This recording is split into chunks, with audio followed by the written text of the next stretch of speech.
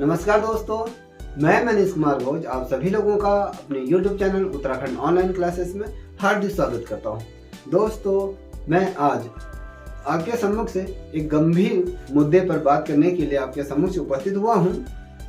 जो ये मुद्दा है, जो ये बिंदु है जिस पे हम आज चर्चा करने जा रहे हैं, वो जो मुद्दा है दोस्तों, ये है आपका उत्तराखंड सहायक अध्यापक कला विषय से ये संबंधित ये श्रृंखला रहेगी। ये टॉपिक जो हमारा रहेगा, जो गंभीर मुद्दा है, ये उन तमाम भाई बहनों के लिए है जिनके द्वारा उत्तराखंड सहायक अध्यापक भर्ती परीक्षा के अंतर्गत कला विषय के अंतर्गत परीक्षा दी गई थी। ये उन तमाम लोगों के लिए है, क्योंकि बार बार मेरे से व्हाट्सएप के माध्यम से या कॉल के माध्यम से या सोशल मीडिया के माध्यम से या इस चैनल के माध्यम से बार बार बच्चों द्वारा ये पूछा जा रहा है कि सर, इस कला विषय के अंतर्गत जो कोर्ट में जो हियरिंग चल रही है उसमें क्या चीज़ें हुई है, जो ये चीज़ कोर्ट में चल रही है वर्तमान समय में, जो ये केस आपके हाई कोर्ट के अंतर्गत जो लड़ा जा रहा है उसकी स्थिति क्या है, उसमें क्या वातावरण बन रहा है। दोस्तों, मैं आज संपूर्ण रूप से आपके सम्मुख से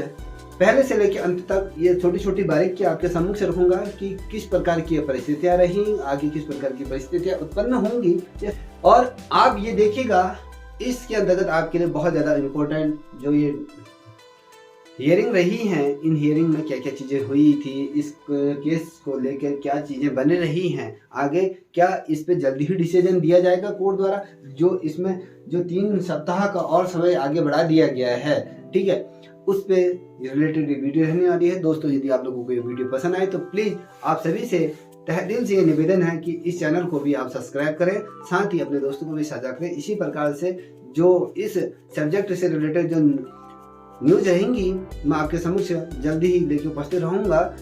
आज ये वीडियो बनाने का जो मेन कारण था कि मैं कल भी इस वीडियो को बना सकता था, क्योंकि कल एकदम आपके सम्मुख से लेके आता, मैं पूर्ण रूप से वो साक्ष्य इकट्ठा नहीं कर पाया, या कहें कल इसलिए नहीं लाया, ठीक है। आज मैंने अपने सूत्रों द्वारा या कहें जो साक्ष्य मैंने जुटाए थे उनके माध्यम से जो जानकारी मैंने ली है, वो सारे चीज़ें मैं आपके सम्मुख से साझा करना चाहूँगा। देखिए दोस्तों, पहले से प्रारंभ करें, आप इस वीडियो को पहले से लेकर अंत तक अवश्य देखें, तब जाके आपके समझ में आएगा कि क्या समावेशित स्थिति बन रही है। देखिए दोस्तों, जो उत्तराखंड सहायक अध्यापक कला विषय का जो ये भर्ती परीक्षा निकली थी, जो इसका जो नोटिफिकेशन जो जारी हुआ था दोस्तों, वो 13 अक्टूबर 2020 को ये नोटिफिकेशन जारी हुआ था अधीनस्थ चयन आयोग के माध्यम से।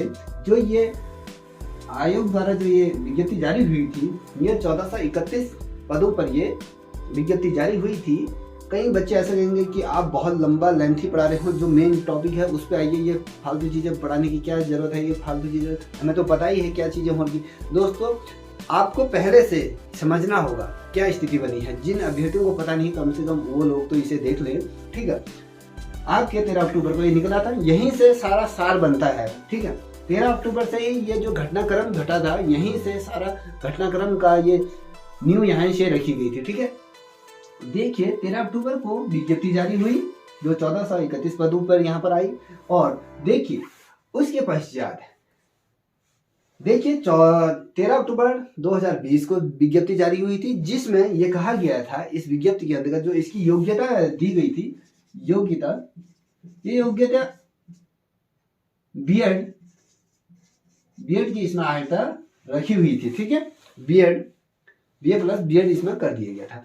अब ये तो क्या थी, 13 अक्टूबर 2020 को ये नियम था। इस विज्ञप्ति में जो योग्यता रखी गई थी वो बीएड थी, ठीक है। और उसके बाद पश्चात ठीक 25 फरवरी 2021 को, ठीक है, 25 फरवरी 2021 को इसमें क्या किया गया था, बदलाव किया गया था, इसमें संशोधन कर दिया गया था। संशोधन क्या किया गया था, जो ये बीएड है, ठीक है, इस बीएड को यहाँ पर हटा दिया गया, ठीक है। अब यहाँ पर हटा दिया गया। अब जो हटा दिया गया है, ठीक है, अब यहीं पर ये खेल यहाँ से ही प्रारंभ हुआ, ठीक है।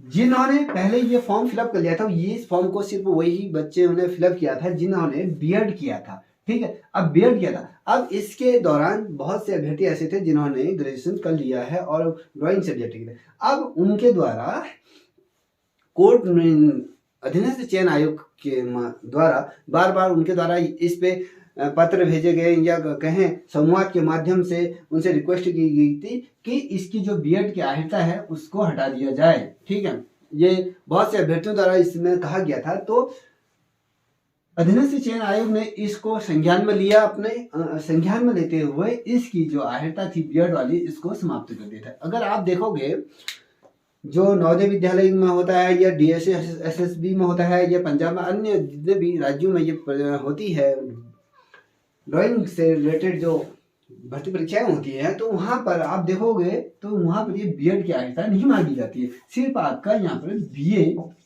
स्नातक मांगा जाता है। ठीक है, अब उत्तराखंड में इस बार जो विज्ञप्ति प्रकाशित हुई थी वो विज्ञप्ति में जो प्रकाशित हुई थी उसमें बीएड प्लस कर दिया गया था। ठीक है, अब बीएड 2 साल का होता है।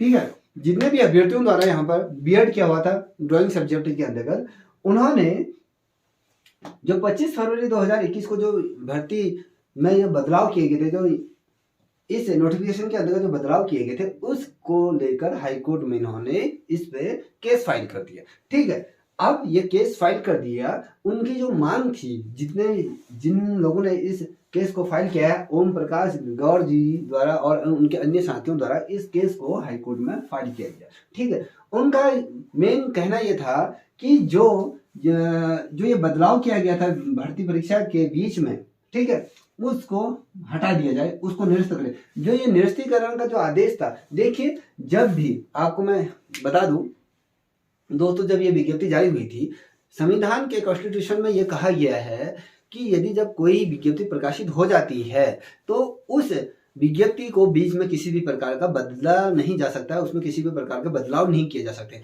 विज्ञप्ति जारी करने से पूर्व उन तमाम योग्यताओं को या उससे रिलेटेड जितने भी उसमें शर्तें दी गई हैं उसका पूर्ण रूप से अवलोकन आयोग द्वारा कर लिया जाए और उसके पश्चात ही विज्ञप्ति को रिलीज किया जाए। विज्ञप्ति जब रिलीज हो जाती है उसके पश्चात उसमें किसी भी प्रकार का संशोधन इत्यादि नहीं किया जा सकता है।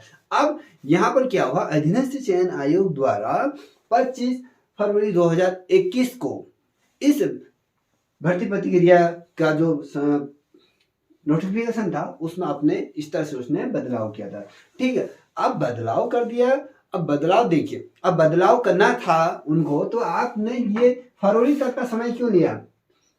आप नवंबर में कर देते, दिसंबर में कर देते, जनवरी में कर देते, फरवरी, आपने इतना समय क्यों लिया? इसका मतलब कहीं ना कहीं आपकी यहाँ पे गलती रही है। देखिए, अगर यहाँ पर जितने भी नॉन बीएड वाले हैं, अगर उन्हें जो इस संबंध में अगर उन्होंने बात कर दी थी या उन्होंने इस केस को लड़ना ही था, तो अभी मैं यहाँ पर जो नॉन बीएड वाले हैं इस बात से नाराज ना हो कि मैं आप लोगों के विरुद्ध इस बात को कह रहा हूँ। ठीक है, मैं कॉन्स्टिट्यूशन के आधार पर कह रहा हूँ कि जो हमारे भारतीय संविधान में जो मूल अधिकार दिए गए हैं, अब जो इसमें जो संविधान के अकॉर्डिंग जब हम क्या होता है, संविधान की जरूरत क्यों पड़ी हमें? जब अंग्रेजों द्वारा हमें गुलाम किया गया था, जब गुलामी करने के बजाय जब 15 अगस्त 1947 जब हम आज़ाद हुए उसकी पूर्व संध्या में, ठीक है, जो देश की स्थिति थी भैया वो इसी चलने देते, संविधान की जरूरत क्यों पड़ी? संविधान की जरूरत इसलिए पड़ी क्योंकि जो देश को चलाने के लिए कानून इत्यादि चीजों को बनाने की जरूरत पड़ी। किसका क्या दायित्व हो गया, क्या क्या चीजें होंगी समाज में, हर चीजें इसमें नपी तुली चीजें हुई हैं। अब जब नपी तुली चीजें जब संविधान के अंतर्गत जो दिए गए हैं तो उसमें बीच में हम कैसे उसमें संशोधन करते हैं? ऐसा अधिकार हमें तो संविधान ही सबसे भारत का जो सबसे बड़ा ग्रंथ है, ये इससे ऊपर कुछ नहीं है, संविधान से ऊपर कोई चीज भारत में नहीं है, इसी को ही सर्वा कहा गया है भारत का। तो जब इसके अंदर ये चीज मेंशन की हुई है कि बीच में भर्ती प्रक्रिया बदलाव नहीं किया जाता, तो आपने बीच में भर्ती जो ये बदलाव कैसे कर दिया? आपने तो हमारे जो संविधान के जो नियम है उसके विरुद्ध जाके इसमें संशोधन कर दिया। संशोधन करने के लिए भी आपने देखा होगा जब संविधान में किसी भी आर्टिकल में संशोधन किया जाता है तो संशोधन करने के लिए आपको उससे रिलेटेड चीजें सदन में या लोकसभा और राज्यसभा में उसको पास कराना पड़ता है। उसके पश्चात जब उसके बाद जब न्यायाधीश के पास जाता है, सर्वोच्च न्यायालय के पास ये चीज जाती है, तो उसमें जब मोहर लगती है तब तमाम बड़ी एक प्रतिक्रिया होती है। संविधान में भी संशोधन करने के लिए बड़ा तामझाम करना पड़ता है। तो आपने जब संविधान में इस प्रकार का संशोधन होता है तो आपने भर्ती प्रक्रिया में अचानक बीच में ही संशोधन क्यों कर दिया? ऐसा क्यों करा? इसके प्रति किसी ने उनका खुद या जिनके द्वारा ये संशोधन किया गया था। कहीं ना कहीं उनके अंदर भी किसी ना किसी प्रकार का क्या था, द्वेष या कहें लालच था, या उनके अपने कुछ ऐसे रहे होंगे जो इसकी भर्ती प्रक्रिया के अंदर आ सके, या उनके कोई ऐसे लोग रहे होंगे, या शासन स्तर पर, या मैं किसी पे आरोप नहीं लगा रहा हूँ, या शासन स्तर पे कुछ भी हो सकता है। मैं एक आपको बता रहा हूँ कि किसी के कुछ बंदे हो सकते हैं कि उनको इस भर्ती प्रक्रिया का हिस्सा बनाने के लिए ये संपूर्ण तामझाम करा गया होगा। दोस्तों, जो ये चीज रही, तो 12 मार्च 2021 को इसका क्या हुआ, शासन स्तर पर एक गजट नोटिफिकेशन जारी हुआ, जिसके अंतर्गत इस जो बदलाव को जो बदल गया था उसके अगेंस्ट यहाँ पर जियो जारी कर दिया गया था कि हमने इसमें भर्ती प्रक्रिया में बदलाव कर दिए गए। अब ये 12 मार्च 2021 को ये जो आदेश जारी कर दिया गया, जो गजट नोटिफिकेशन जारी किया गया, उसके अकॉर्डिंग इसमें बदलाव कर दिए गए। ठीक है। अब उसके पश्चात जो ओम प्रकाश जी हैं, उनके द्वारा जो इस केस को जो फाइल किया गया था, जो हाई कोर्ट में, जो इसमें जो पहली दफे इसमें जो याचिका दायर की गई थी, ये की गई थी 18 सितंबर 2021 को। ठीक है। इससे पूर्व इसमें सुबघाट प्रारंभ होगी। तो उनके द्वारा ये कहा गया था कि 12 मार्च 2021 को, ठीक है, जो ये नोटिफिकेशन जारी हुआ है, ठीक है, इसको निरस्त करने के लिए यहाँ पर इन्होंने कोर्ट में ये फाइल कर दिया गया था, इस पे स्टे ले लिया था कि भैया आप इस 12 मार्च का जो आदेश जो जारी किया गया है उसे निरस्त, अगर आप ये 12 मार्च का आदेश जब निरस्त होगा, अगर ये 12 मार्च का आदेश निरस्त हो जाएगा, तो सोच लीजिए आपके जो ये जो बीएड अर्हता जो हटाई हुई थी, वो फिर से दोबारा वही जो पूर्व में जो भर्ती प्रक्रिया के अंतर्गत जो नॉर्म्स दिए गए थे, जो योग्यता दी गई थी, उसी के अकॉर्डिंग ये भर्ती प्रक्रिया प्रारंभ होगी। अब यहाँ पर देखिए, जो प्रकाश जी द्वारा है, जो अन्य इनके साथियों द्वारा इस केस पे जो लड़ा जा रहा है, किस मुद्दे पे लड़ा जा रहा है, इस पे सिर्फ एक ही चीज कही जा रही है उनके द्वारा कि जो 12 मार्च का जो गजट नोटिफिकेशन जारी है उसे निरस्त कर दीजिए। ठीक है। उसमें ये नहीं कहे कि नॉन बीएड वालों को हटाइए, उनका कुछ नहीं कहना, बस वो उनका कहना है जो 12 मार्च 2021 का जो आदेश है उसे निरस्त कर दीजिए। अगर वो निरस्त होगा तो यहाँ पर बीए वाले लोगों के लिए भी यहाँ पर बीएड की अर्हता कंपल्सरी हो जाएगी। ठीक है। अब बात करते हैं ये संपूर्ण रूप से जो ये कोर्ट में जो केस चला उसकी प्रतिक्रिया के बारे में बात करते हैं। देखिए, 18 सितंबर को ये पहली दफा ये केस रजिस्टर हुआ ओम प्रकाश गिरी द्वारा, जो वर्ड जी हैं उनके द्वारा, और उनके जो अन्य साथी हैं उनके द्वारा इस केस को फाइल किया गया था। ठीक है। अब इसमें हम देखेंगे, आपने ऑनलाइन भी देख लिया होगा इस चीज को। देखिए, इसमें कहा गया history of case of hearing की बात कर रहे हैं। ठीक है। अब पहली जो केस को जो फाइल किया गया था, जो फ्रेश केस जो जिसे कहते हैं, ये 20 सितंबर 2021 को। देखिए, फ्रेश केस किसे कहते हैं? जब किसी याचिकाकर्ता द्वारा कोर्ट में कुछ साक्ष्यों के द्वारा कोर्ट में अपना केस को फाइल किया जाता है, या कहें उसको किसी वकील के माध्यम से न्यायाधीश के समक्ष कुछ पत्रों माध्यम से रखा जाता है, अपने साक्ष्यों के माध्यम से जब कोई चीज को रखी जाती है, तो उसको क्या कहते हैं? फ्रेश केस कहा जाता है। ठीक है। अपनी बातें को रखने के लिए अपना सब तामझाम करके लाके उसको किसी वकील के माध्यम से इसे रखा जाता है। अब उसी के अंतर्गत फिर 20 सितंबर को ये फ्रेश केस रखा, तो 21 सितंबर को इसकी दोबारा जो डॉक्यूमेंट जो बच गए थे, 21 सितंबर को न्यायालय के समक्ष इन सभी डॉक्यूमेंटों को रखा गया है। जो ये पहली की जो भर्ती प्रक्रिया जो उसका गजट नोटिफिकेशन, साथ ही जो सेकंड दफे जो भर्ती में जो बदलाव किए गए थे उसकी कॉपी, और तमाम जिन अभ्यर्थियों द्वारा इस केस को फाइल किया गया था, तमाम उनसे रिलेटेड जो चीजें होती हैं, सारी चीजें वहां पर सबमिट की गई। ठीक है। अब ये चीजें की गई थी। उसके तुरंत पश्चात देखिए, उसके तुरंत पश्चात क्या हुआ, जो नॉन बीएड वाले हैं, ठीक है, उनके द्वारा भी यहाँ पर केस को फाइल कर दिया गया। अब यहाँ पर सिर्फ एक पक्ष ही नहीं, यहाँ पर दो पक्षों की बात आ गई। देखिए, जब भी कोई केस लड़ा जाता है, सिर्फ एक पक्ष को मद्देनजर रखते नहीं लड़ा जाता है, वो दो पक्षों के मध्य जो वार्तालाप होती है, जो जंग होती है, उसमें क्या होता है, एक को शहीद होना पड़ता है अगर जीतने के लिए, तो दूसरे को शहीद करने के लिए अपनी चीजों को मजबूती के साथ रखना पड़ता है। ठीक है। अब मैं यहाँ पर एक बात आपसे कहना पड़ेगा, आज मुझे एक जो कहावत है वो बहुत ज्यादा झूठी महसूस होती है। देखिए, कहते हैं ना, सब्र का फल मीठा होता है, कुछ नहीं होता है, सब्र का फल और भी कड़वा होता जा रहा है। देखिए, आप लोगों का जो रिजल्ट घोषित हो गया था, देखिए 31 दिसंबर को सबका यहाँ पर रिजल्ट घोषित हो गया था 2021 को, ठीक है। अब उसके पश्चात सभी का यहाँ पर 9 मार्च के बाद यहाँ पर क्या है, वेरिफिकेशन प्रारंभ होना है, अभिलेख सत्यापन होना है। देखिए आपने ऐसा क्या कर दिया कि भैया आप लोगों को इस रिजल्ट से भी वंचित कर दिया गया, घोषित भी नहीं किया गया। कौन कौन से बच्चे पास हैं, कौन कौन से इसकी कट ऑफ श्रेणी में आते हैं वो भी पता नहीं है। और यहाँ पर आपके ही साथ जो विज्ञप्ति जारी हुई थी, आपके ही साथ जिन्होंने इस परीक्षा को दिया था, उस परीक्षा से क्या है लोगों को वेरिफिकेशन इत्यादि सब कुछ पता चल गया। अब यहाँ पर आप लोगों को क्या कमावेश ऐसी स्थिति बनी हुई है, ना आपके कहने से गले से निकला जा रहा है ना उगला जा रहा है। ऐसी तो परिस्थितियां सामने खड़ी कर दी गई हैं। अब ऐसी परिस्थितियां जब सामने खड़ी कर दी हैं तो हमें तो ये लगता है ना, लोगों को लगता होगा यार ये क्यों परेशान है। आप लोग किस तनाव से गुजर रहे हो, किस परिस्थितियों से गुजर रहे हो, ये आपके अंतरात्मा ही जानती है। क्योंकि आपको पता है बेरोजगारी का दंश पहले से आप झेलते हुए आ रहे हो। उसके पश्चात जब आपने सब कुछ कर दिया, जहां पर आपकी कोई गलती नहीं थी, ये सरकार की गलती थी, आपको उसका दंश झेलना पड़ा, ठीक है। किसी व्यक्ति विशेष को लाभ पहुंचाने के लिए इस भर्ती प्रक्रिया में बदलाव कर दिए गए हैं, तो बदलाव गलत है, ठीक है। अब यहाँ पर जो नॉन बीएड वाले हैं बिल्कुल भी इस चीज को अपने दिल पे ना ले जाएं कि ये हमारे विरुद्ध बात करें। अब जहां पर इस भर्ती प्रक्रिया को बदलाव कर दिया गया था, तो वहां पर अब नॉन बीएड वालों की भी कहीं से कोई गलती नहीं है। क्या उनके द्वारा ये थोड़ा कहा गया, ये किसी व्यक्ति विशेष को लाभ पहुंचाने के लिए ये सारी चीजें की गई। अब जिन अभ्यर्थियों द्वारा इस परीक्षा की तैयारी की गई, परीक्षा दी गई, तो मैं तो कह रहा हूँ इस संबंध में पहले ही जो नॉन बीएड वाले थे भर्ती प्रक्रिया से पहले ही उनको एडमिट कार्ड इशू नहीं करने चाहिए। तो कम से कम ये तो होता है कि भैया वो इस भर्ती प्रक्रिया का पार्ट ही ना होते, उनको अप्लाई करने नहीं दे। जब उनको अप्लाई करने का यहाँ पर मौका दे दिया गया है तो उनका यहाँ पर कहीं से कहीं कोई दोष नहीं है, वो भी आप लोगों के ही बराबर सक्षम है। वो इसको फिलअप किया है, उन्होंने भी मेहनत बराबर करी है, आप सभी ने मेहनत बराबर की है इस परीक्षा को उत्तीर्ण करने के लिए।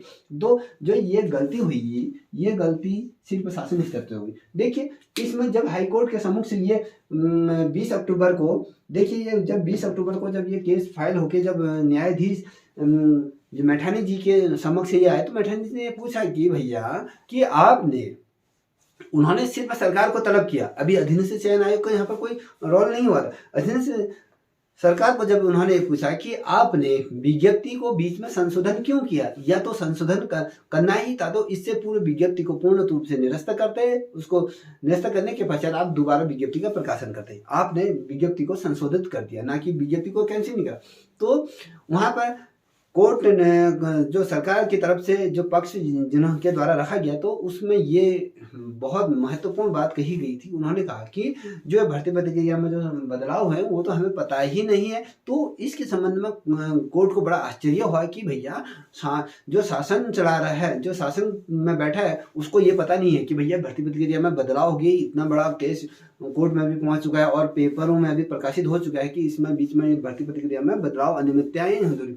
तो कोर्ट ने कहा कि ये सारा कुछ जब उसने अवलोकन करा तो उसने ये कहा कि इस भर्ती प्रक्रिया के अंतर्गत बहुत ज्यादा अनियमितताएं हैं, क्यों ना इसके अगेंस्ट में जो सरकार को एक नोटिस जारी कर दिया जाए। तो जब सरकार को इसके अगेंस्ट नोटिस जारी किया गया था तो उसमें पूछा गया था कि आप अपना पक्ष रखिए कि क्या चीजें इसमें आपके द्वारा की गई, ठीक है। तो सरकार द्वारा स्पष्ट रूप से लिखित तौर पे ये कह दिया था कि ये हमारे स्तर से कुछ नहीं हुआ, ये शासन आयोग के माध्यम से जो हुआ है आयोग पे ही होगा। अब उसके पश्चात कोर्ट में जब आयोग के जो मेंबरों द्वारा अपना पक्ष जो कोर्ट को यहाँ पर बुलाया गया, अधीनस्थ चयन आयोग के जो सचिव हैं उनको बुलाया गया या उससे संबंधित जो दस्तावेजों को लेके उपस्थित हुआ, तो जब कोर्ट में ये चीजें कही गई, अधीनस्थ चयन आयोग के जो मेंबर जो इस केस को हैंडल कर रहे थे, जो इसके गवाह के रूप में आए थे, तो उन्होंने जो कोर्ट को गुमराह करने की यहाँ पर कोशिश की।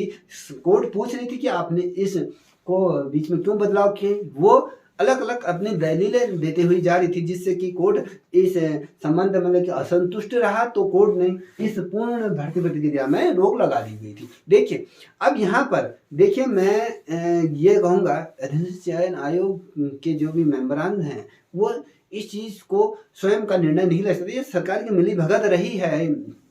क्योंकि जब कोई भर्ती में प्रक्रिया में बदलाव है, जब कोई गजट नोटिफिकेशन जारी हुआ तो वो सरकार के अधीन ही तो हो रहा होगा, सरकार से बाहर तो नहीं हो रहा है ना, गजट नोटिफिकेशन हो रहा है भाई, या आपके सचिव इस तरह की इसमें बैठक हुई होगी, सब कुछ तामझाम हो गया, मंत्रिपरिषद या जो हमारे जो एजुकेशन मिनिस्टर है उनसे भी तो वार्तालाप हुई होगी ना, तो सारी कुछ हुआ होगा। तो आप कैसे करोगे भैया इसमें सरकार द्वारा कुछ नहीं, सारा कुछ ये षड्यंत्र के तहत ये किया जा रहा है, जिस षड्यंत्र का जो भोगदार बना या कहें जो उत्पीड़न रहा वो आप लोग रहे, उसका दंश आप लोगों ने झेला। ठीक है, तो ये सारी कुछ रही। और उसके उपरांत देखिए अब 20 अक्टूबर को यहाँ पर एडमिशन मैटर, यहाँ पर जो फ्रेश केस यहाँ पर देखने को मिला। अब यहाँ पर क्या होता है, इसमें जो एडमिशन मैटर रहता है, इसमें जो जितने भी जिस पक्ष का कहें, जिस पक्ष के द्वारा ये केस को लड़ा जा रहा है, जिस पक्ष के द्वारा इसको कहा जा रहा है, तो वो अपने संपूर्ण साक्ष्यों के रूप में दोबारा अपने संपूर्ण साक्ष्य रूप में किन चीज़ों के लिए क्या जो गजट नोटिफिकेशन होता है, जियो होते हैं, उन सभी साक्ष्यों को 20 अक्टूबर 2021 को पूर्ण रूप से दोबारा यहाँ पर कोर्ट के सम्मुख से प्रस्तुत किया गया। जो वो भी जो ये केस जो आपने 20 को किया गया था, 20 सितंबर को किया था, अक्टूबर में जो सेशन 45 के अगेंस्ट इसको फिर दाखिल किया गया। ठीक है, अब उसके बाद देखिए फिर आपके 27 अक्टूबर को ही इसकी फाइनल हियरिंग की यहाँ पर डेट आई थी। ठीक है, यहाँ पर क्या हुआ, अब यहाँ पर एडमिशन ये मास्टर की यदि मैं बात करूँ, फ्रेश केस की बात करूँ, तो यहाँ पर जो ए पक्ष का, यहाँ पर जो पक्ष जो प्रकाश गौड़ जी हैं, इनके द्वारा अपना संपूर्ण रूप से ताना बाना जितना भी जो कागजी कार्रवाई होती है सारी कुछ रख दी गई। अब दूसरे पक्ष द्वारा ठीक है अपना इस संबंध में जो स्टैंड होता है वो संपूर्ण रूप से न्यायालय के सम्मुख से नहीं रखा गया। तो न्यायालय ने इनको दोबारा 20 अक्टूबर को ये एडमिशन जो मैटर है इससे रिलेटेड ये चीज़ों को रखने के लिए कहा, ये दोनों पक्षों द्वारा यहाँ पर रखा गया। अब बारी आई थी, ये केस आपके 27 अक्टूबर 2021 को ही फाइनल हो जाना था, जहाँ पर ये फाइनल हियरिंग की यहाँ पर डेट आयोग द्वारा घोषित कर दी गई थी। जब ये 27 अक्टूबर को ये फाइनल हियरिंग थी, तो इस दिन क्या हुआ, तो जो पक्ष और विपक्ष वाले हैं, तो विपक्ष वाले उस दिन इस तिथि को निर्धारित समय में नहीं पहुंचे और जिसकी वजह से ये केस को डिले करना पड़ा। और इस से रिलेटेड जो नॉन बीएड वालों के जो वकील हैं उनके द्वारा इसमें कुछ समय का वक्त मांगे गए। तो अपने जो साक्ष्यों को रखने के लिए आयोग द्वारा जो भी चीज़ें रही थी, तो इसको रखने के लिए यहाँ पर साक्ष्य मांगे गए या तिथि डेट थोड़ा मांगी गई। तो ये इसमें 1 सप्ताह का समय मांगा गया, जिसमें अपना सारा कुछ तामझाम या कहें जो साक्ष्य रहते हैं, जो डॉक्यूमेंट रहते हैं, जो भर्ती प्रक्रिया से संबंधित जो बदलाव किए गए थे, जो मैंने आपसे कहा ना, जो आपके 10 मार्च के से रिलेटेड जो आदेश है उसको निरस्त करने का, उसको रखने के लिए कहा गया था, वहाँ पर ये इनके द्वारा ये नहीं रखा गया, जिसकी वजह से इनके वकील द्वारा ये डेट 1 हफ्ते की और मांग दी। उसके पश्चात जब 22 नवंबर 2021 को फिर फाइनल हियरिंग की तिथि आई थी, जहां पर इसमें क्या हुआ था, कोर्ट ने दोनों पक्षों को सुना था। तो यहाँ पर दोनों पक्षों को जब सुना था, तो उसके अगेंस्ट यहाँ पर ये देखने को मिला था कि इस भर्ती प्रक्रिया के अंतर्गत जो कमियां या कहें इसमें जो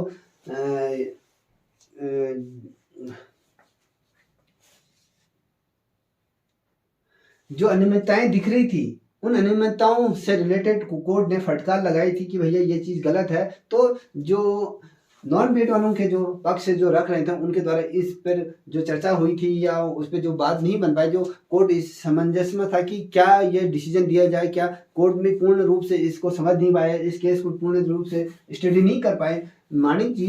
तो उनके द्वारा क्या हुआ, इस केस को दोबारा एक नई तिथि जारी कर दी गई थी इसकी कि भैया आप सेक्शन 14 के अंतर्गत जो ये फाइनल हियरिंग थी वो नहीं हुई, जो कि यहाँ पर कुछ साक्ष्य के तौर पर यहाँ पर जो चीज कागज होनी थी वो पूर्ण रूप से उपस्थित नहीं हुई।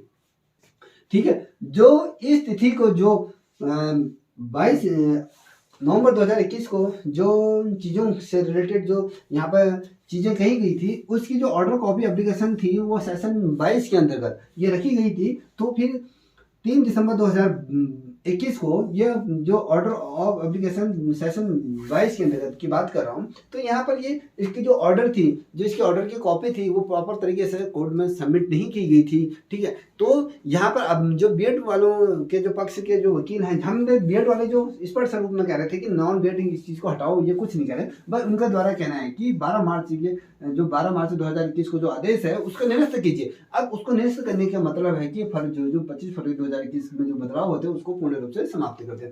तो यहाँ पर भी कमावेश ऐसी स्थिति बनी कि ये भी पूर्ण रूप से यहाँ पर भी स्पष्ट नहीं हो पाया कि क्या करना है। तो यहाँ पर भी इस दिन भी ज़्यादा समय ये केस नहीं चला, सिर्फ 10 मिनट ये इस केस पे लगे थे। 10 मिनट के बाद इस केस को अगली डेट इसमें जारी कर दी थी। अब इसी पर जो ऑर्डर एप्लीकेशन, जो ऑर्डर ऑन एप्लीकेशन होता है, इससे रिलेटेड जो सबूत होते हैं या कहें उससे संबंधित जो केस से संबंधित जो डॉक्यूमेंट होते हैं वो पूर्ण रूप से सही तरीके से दूसरा पक्ष या दोनों पक्ष के जो वकील हैं सही तरीके से इन कागज को पुटअप नहीं कर पा रहे थे। कहीं कमावेश ऐसी स्थिति बन रही थी कि स्पष्ट रूप से ये अपना प्रतिनिधित्व गए हैं या अपनी जो बातें थे वो कोर्ट के सम्मुख से नहीं रख पा रहे हैं। देखिए, जो बीएड वाला जो वकील हैं, जो अभिषार शर्मा जी हैं, वो तो सही तरीके से इस चीज़ को स्टडी कर रहे हैं। जो अन्य वक्ता हैं ये इस केस को मोड़ोड़ तोड़ के प्रस्तुत कर रहे हैं। ठीक है, अब ऐसा होता है, कोर्ट तो ऐसा नहीं कि दोनों पक्षों के सही तरीके से बात सुने बिना ही ये डिसीजन दे दे। तो कोर्ट भी क्या करता है,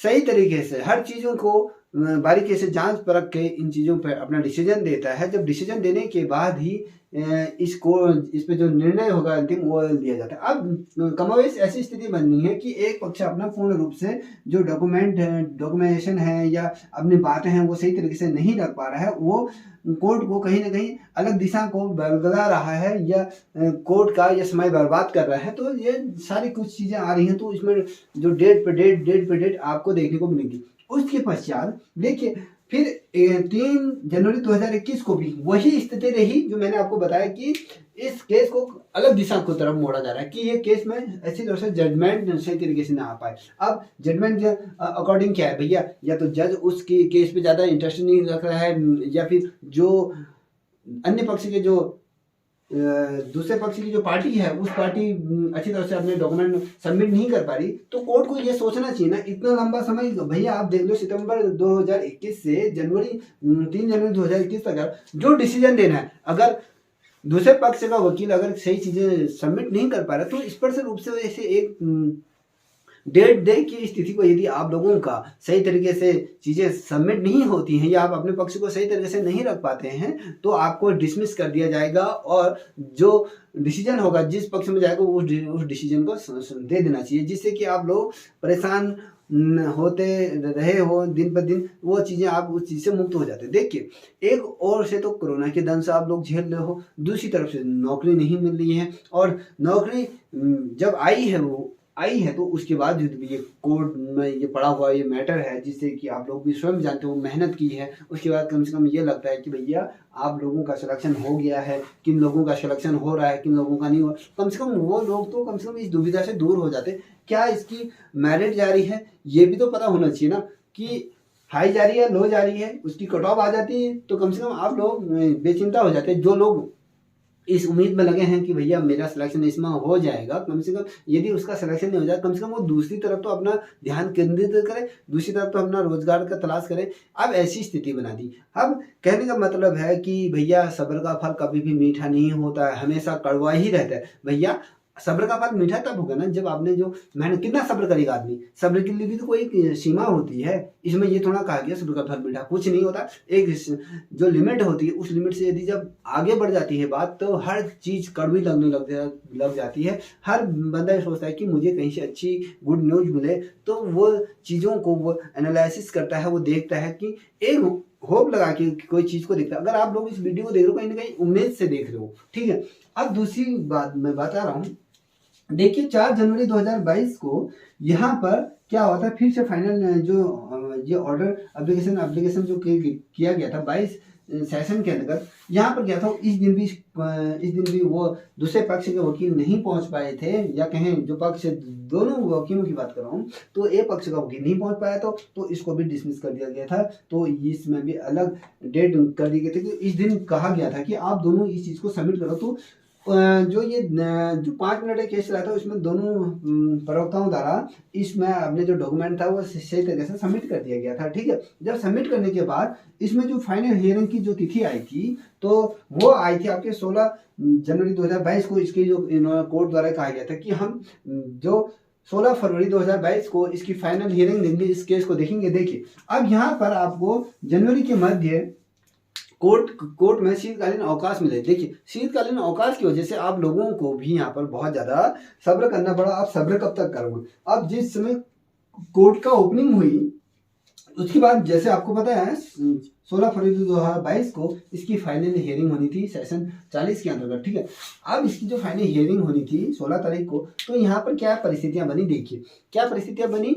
ये जो परिस्थितियां बनी इसके अंतर्गत जो इस केस पे कुछ जो चीज़ें मैं बता रहा था आपको, जो सही तरीके से डॉक्यूमेंट वेरिफिकेशन या नहीं कर पाए, या कहीं जो चीज़ें साक्ष्य रखने थे वो साक्ष्य कोर्ट के सम्मुख से नहीं रखे गए, तो ये फाइनल हियरिंग इसलिए गई थी कि जो 16 तारीख को जो फाइनल हियरिंग का जो डेट दी गई थी, तो इसमें क्या था, इसको गलती से, ठीक है, जो कोर्ट के जो सेशन के अंतर्गत इसको गलती से फाइनल हियरिंग के रूप में यहाँ पर मेंशन कर दिया गया था। जो आप लोग देख रहे थे ई कोर्ट के माध्यम से यहाँ पर फाइनल हियरिंग था, तो ये फाइनल हियरिंग में नहीं था कि इसको जो सिंगल बेंच में चल रहा था वहां पर इसकी सुनवाई होनी थी, उसके बाद ये फाइनल हियरिंग की तरफ जाना था और कोर्ट ने ये गलतीवश यहाँ पर ये फाइनल हियरिंग के अंतर्गत आया था। तो अब जो पूर्व में जो था एडमिशन मैटर से रिलेटेड जो हमने 20 अक्टूबर को जो चीज हमने इसमें सबमिट की गई थी, जो चीज़ों को यहाँ पर लेके जो संपूर्ण रूप से यहाँ पर चर्चा हो रही थी, वही चीज़ आपको कोर्ट द्वारा फिर से पुनः ये कह दिया गया।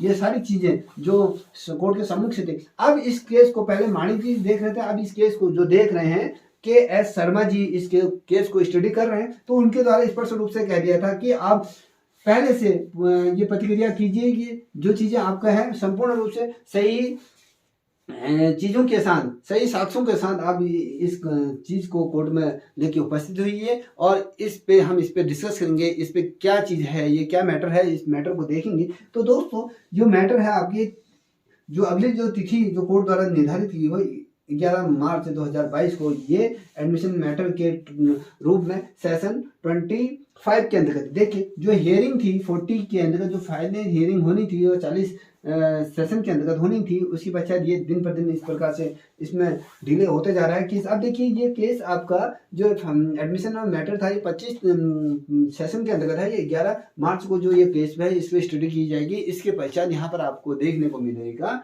यहाँ पर ये केस और आगे 3 हफ्तों के लिए और आगे बढ़ेगा। उसके बाद इस पे एक डेट और आएगी, उसके पश्चात जब अगली जो तिथि आएगी उसके पश्चात फाइनल हियरिंग की तिथि आएगी। आप ये मत सोचिए क्या कि भैया आपको ये 11 मार्च 2022 को यहाँ पर ये फाइनल हियरिंग हो जाएगी, यहाँ पर निर्णय आ जाएगा, ऐसा नहीं होगा। यहाँ पर इन चीज़ों पर समीक्षा की जाएगी, इस चीज़ को यहाँ पर वॉच किया जाएगा कि भैया क्या क्या मैटर है, क्या वास्तव में क्या चीज़ है। इस पर अच्छी तरह से यहाँ पर शर्मा जी S कुमार शर्मा जी इसको देखेंगे, इस पर डिस्कस करेंगे क्या होता है। इसमें पूर्ण रूप से जो दस्तावेज पुटअप करने थे वो दस्तावेज पूर्ण रूप से पुटअप नहीं हुए हैं, उन दस्तावेजों को पुनः आकलन किया जाएगा, उन पर संशोधन किया जाएगा, जो चीज़ें हैं वो सारी चीज़ें यहाँ पर पुटअप होंगे। तो उसके बाद एक डेट फिर आएगी जिसपे इस पर चर्चा होगी, ठीक है, और चर्चा होने के पश्चात या फिर कहें ये फाइनल हियरिंग की तिथि यहाँ पर आएगी। अब ये सोच के चलिए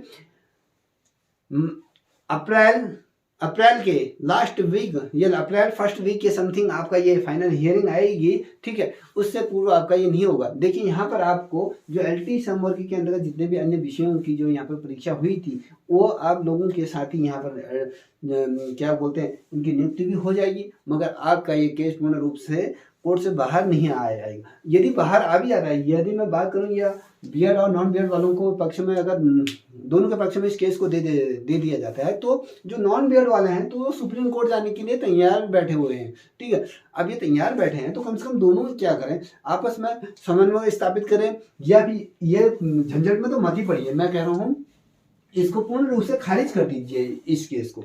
अब दोनों पक्ष जो या तो इसको वापस ले लीजिए या पूर्ण रूप से या सरकार से मांग उठाइए कि पूर्ण रूप से एक बार दोबारा इस भर्ती प्रतिक्रिया को निकाला जाए जिसमें नॉर्म्स स्पष्ट कर दिए जाए। तो मिलकर तैयारी कीजिए और या फिर जो स्थिति बनी हुई है तो उसी स्थिति के अंदर आप उलझते रहिए जिसमें दोनों पक्ष हैं, जो दोनों पक्षों के हैं उसमें दोनों पक्षों की कहीं कोई गलती नहीं है। देखिए बीएड वाले अपनी तरफ से सही है, नॉन बीएड वाले अपनी तरफ से सही है। देखिए संविधान में सभी को अधिकार दिए गए हैं, हर व्यक्ति यहाँ पर स्वतंत्र है अपने मौलिक अधिकारों के लिए, तो दोनों को यहाँ पर न्यायालय के शरण में जाने के अधिकार है, तो दोनों गए भी हैं। अगर यहाँ पर नॉन बीएड वालों को और बीएड वालों को दोनों को मौका मिल गया तो यहाँ पर बीएड वाले सुप्रीम कोर्ट जाने के लिए तैयार है। भैया सुप्रीम कोर्ट में जाएगा तो सुप्रीम कोर्ट में जाने के लिए भी पैसा उतना ही चाहिए। क्या जो नॉन बीएड प्लस बीएड वाले दोनों ये सोच रहे हैं कि सुप्रीम कोर्ट में जाएंगे, क्या आप लोगों के पास इतना धन या इतना चीजें हैं? सुप्रीम कोर्ट में जो वकील हायर होता है वो कितने में होता है, ये सारा चीज ये गणित बैठा लीजिए। अभी जितने भी अभ्यर्थी से देख रहे हैं कितने लोग आप पैसे देने के लिए तैयार हैं? क्या कभी प्रकाश गौड़ जी से आप लोगों का संपर्क हुआ, जो या फिर नॉन बीएड वालों के जितने भी वकील हैं उन लोगों से जो ये फाइल को केस किया हुआ है, तो क्या उनसे बात हुई? नहीं, आप लोग सिर्फ दर्शक के तौर पे बने पड़े हैं कि भैया क्या डिसीजन आता है उससे हमें भी फायदा होगा। ऐसा नहीं करें। यदि आप लोग इस चीज को लेके चलते हैं तो बैठिए, इसको सुलझाइए, क्या होता है देखिए। जिसका सिलेक्शन होना होगा उसका सिलेक्शन होगा, जिसका नहीं होने वाला होगा वो अगली बार तैयारी करे या अन्य प्रतियोगिता परीक्षाओं की तैयारी कीजिए।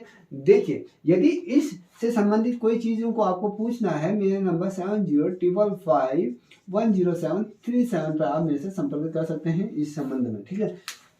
अब देखिए जो नॉन बीएड वाले हैं उनकी से मेरी बात हुई थी और जो क्या कहें जो बीएड वाले हैं दोनों पक्षों से मेरी बात हुई है, तो वो स्पष्ट रूप से सर यदि बीएड वालों के पक्ष में जाता है तो हम सुप्रीम कोर्ट जाएंगे। सुप्रीम कोर्ट जाने के लिए बाबू मैं ये कहना चाहूँगा कि आप लोग अपना पैसा भी उतना ही चाहिए, पैसा इकट्ठा है तब सुप्रीम कोर्ट में जाने की सोचिएगा। अगर आप लोग सुप्रीम कोर्ट में फाइल को करते हैं तो आपका तो वहाँ बहुत लंबा समय लग जाएगा। आप देख रहे हो कि परसों जो ये मुंबई का लखनऊ बम धमाकों का जो फैसला आया है सुप्रीम कोर्ट से, तो वो भैया 43 ईयर पश्चात ये फैसला आया है, तो सोच लीजिए कितना लंबा समय लगेगा। ये लेके चलिए 2022 भी आपका ये कोर्ट में ही ना चला जाए, तो ऐसा ना करें। और भैया पहले इस पर इतना पैसा बर्बाद मत कीजिएगा। देखिए फैसला आने दो या इस पे कुछ इस केस पे स्टे ले लो या इस केस को सही तरीके से संपन्न कर लो, जो भी करते हो सही जिसमें कि आप दोनों का ही हित हो, आप दोनों इससे लाभान्वित हो। मैं आशा करता हूं